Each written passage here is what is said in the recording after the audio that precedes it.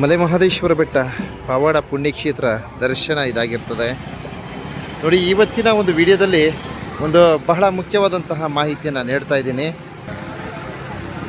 ಶ್ರೀ ಕ್ಷೇತ್ರ ಮಲೆ ಮಹದೇಶ್ವರ ಬೆಟ್ಟಕ್ಕೆ ಆಗಮಿಸುವ ಭಕ್ತಾದಿಗಳು ದಯವಿಟ್ಟು ನಿಧಾನಕ್ಕೆ ಬನ್ನಿ. ಯಾಕೆಂದರೆ ಅಮಾವಾಸ್ಯೆ ಕೇವಲ 3 ದಿನಗಳಿವೆ. ಸ್ವಾಮಿಯವರ ದರ್ಶನ ಕಣ್ತುಂಬ್ಕೊಳ್ಳಿ. ನೋಡಿ, ಹೋದ ತಿಂಗಳು ಅಮಾವಾಸ್ಯೆಯಲ್ಲಿ ಸರಿಸುಮಾರು 3 ರಿಂದ 4 ಅಪಘಾತಗಳಾಯಿತು.